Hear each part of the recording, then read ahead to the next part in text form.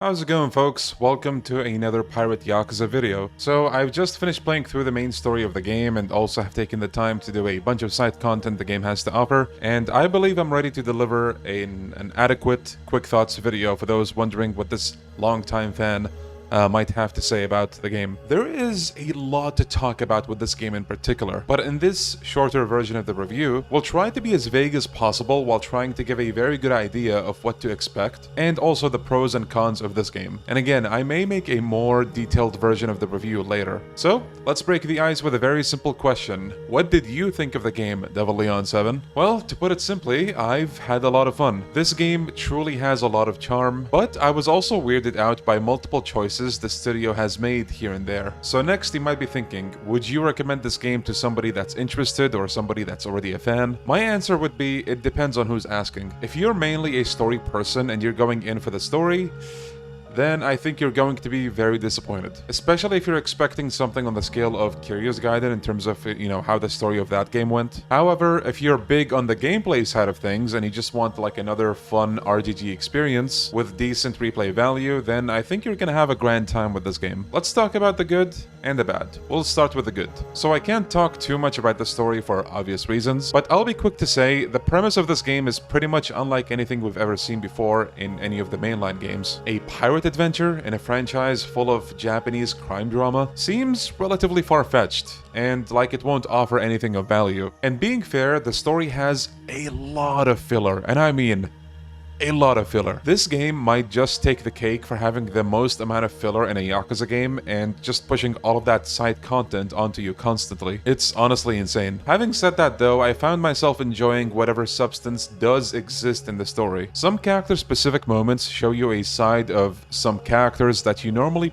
probably wouldn't see in a typical Yakuza crime drama game. In other words, you have some things presented in the story that are only possible because of the way the story of this game is shaped. And I like some of those things. Towards the end, the story treads some ground that I honestly never thought I would see happening, but I was pleasantly surprised to have been proven wrong for those particular moments that I'm talking about. In the end, whether or not you like the contents of the Pirate Yakuza story all comes down to what you expect to see out of this game, and what exactly it is that pulled you into Yakuza as a franchise. As everybody knows, there's a lot of games in the series where the story is a hit or miss, but Pirate Yakuza is a hit or miss in a very different way. And maybe by just, bearing the setting in mind, you already see what I mean here. But moving on from the story, the combat of this game is pretty satisfying. You're able to control Majima in a different way from his previous appearances. So for example, in this game, his Mad Dog style is a mishmash of previous moves that will have you relearn his combat. And then there's the Sea Dog style that's aimed slightly more towards crowd control with a bunch of new tools mixed into it. Majima feels insanely fast. This is like the meme where you're playing as a boss character, except he doesn't feel all that nerfed. Especially when you use the Shadow Clone ability that has them ambush enemies for you as you do your own thing. In that regard, this game allows you to pull off some moves as Majima that you could never do before. And that's further pushed by the fact that you're able to do air jumps and air combos that add a whole new layer to the combat. Jumping around is actually kind of fun and, in some instances, strategic, and helps you maneuver around in a fight. The combat of the Yakuza games isn't really the most difficult thing to get into, but I do feel like it's even easier to get into with this game. Of course, because this is a pirate game, you do also have the ship battles, something that's completely new to the Yakuza games. You try to gather a reliable crew to help you out on the seas, and you can customize your ship and build it to be more and more powerful. The sea exploration is actually kind of fun. There's something soothing about just going around on the ship with your crewmates, and it might even be nicer when you put on some of the playlist songs that you like. I also like the idea of going out to gather allies that help you in your battles against other pirates. Sometimes it just feels like you're hanging out with your pals who share your dreams and would do all they can for you, and that feeling is precious. There's a whole bunch of side content in this game. There's about 31 sub-stories, you have the bounties, all the different minigames, the Coliseum, and so on and so forth. The karaoke in this game is also fantastic, with a different assortment of songs. If you like the average game loop of a Yakuza game, then you'll likely enjoy what this game has to offer as well. I personally found it sort of addicting to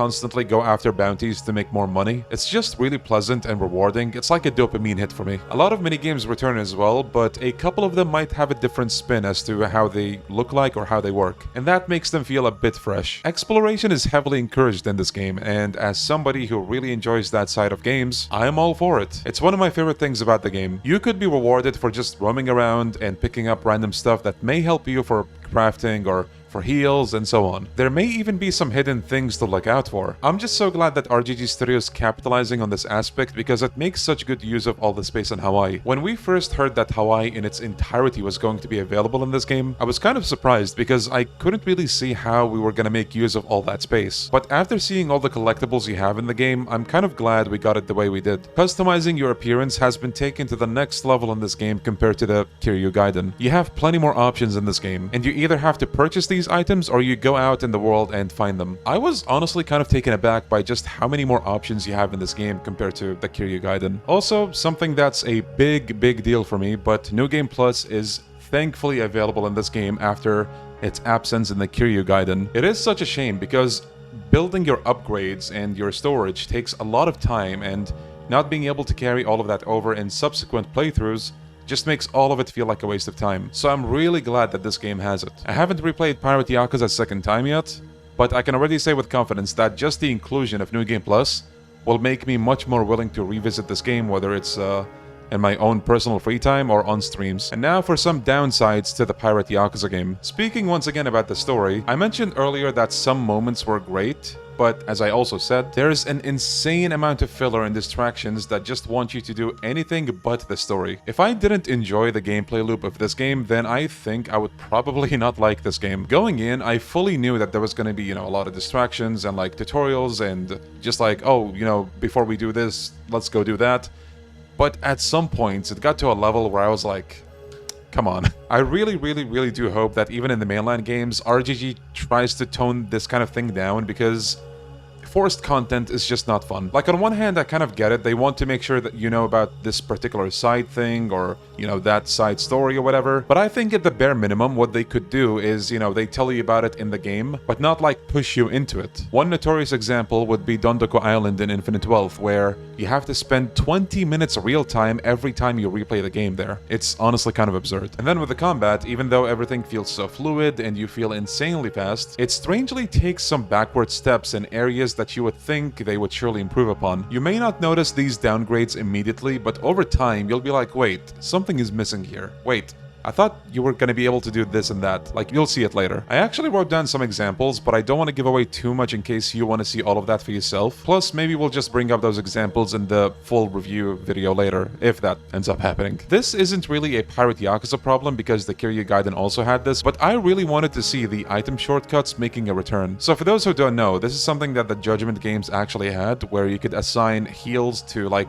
D-pad inputs. Doing so helped you save time and heal quickly during fights without constantly having to make use of the pause menu to heal when you need to. But for some reason, Judgment introduced those only for Lost Judgment to nerf them, and then they just disappeared. Pirate Yakuza also has a very strange issue with the lighting. Sometimes it's flashbang levels of bright, and other times it's just kind of pitch black. And then you have times where everything looks just right and the view ends up being gorgeous. I don't know exactly what the situation is here, but I do hope they kind of work on that. Something that's probably very minor, but it matters a lot to me nonetheless, so I'm gonna say it, is the lack of a premium adventure option once you beat the game. So just to make sure you're on the same page with me, there is Premium Adventure, but you can't select it from the menu. You have to beat the game in order to go into Premium Adventure through that save that you played in. But as far as choosing Premium Adventure from the menu as like, a blank slate if you want to start over again, you can't do that. So speaking about myself as a content creator, being able to start Premium Adventure anew helps a lot whenever I want to record something that I've already done on my main save and didn't have the chance to record earlier. But with the way Pirate Yakuza has done it, it means that if I want to get back to that part again, I would likely have to start over in the story or just load up like a way older save. And while we're at it, I honestly just want to see New Game Plus being implemented in the base game rather than, being included in an update. I'm really glad that we got New Game Plus at all in this game, don't get me wrong, but I do hope that RGG Studio keeps things like this more consistent going forward, because they're essential to keeping trust with the community, that enjoyed these features for so long. And now we arrive at the conclusion that you're probably about to ask. What's your overall rating for this game, Leon? Give us a number. It's a bit tricky trying to give it a number, but I would say this game might be a 7.5 or maybe an 8 out of 10 for me. There's a few small things that I found missing here and there, and it becomes noticeable over time, and I just wish they weren't left out. The story, while unfocused at times, honestly didn't bother me as much as it may bother others. Again, I think it's done a couple of things that no other Yakuza game has done, and I say that in the best way possible, and you know, I really enjoyed those things. By the end of this game, I was honestly just happy about the whole ride. Even with the flaws that it has, Pirate Yakuza is a highly replayable game that I see myself coming back to again and again and again in the future. This game is perhaps the only one in the franchise that, despite being canon, I would say is non-essential at the same time, and you're not gonna miss out on much by not playing this game. And yet, in spite of that, it's just simply a really fun time that I probably would recommend purely for the fun factor. I'm looking forward to seeing what RGG Studio does for their future games, but for now, this is it for Pirate Yakuza, or at least, you know, the short version of the review. So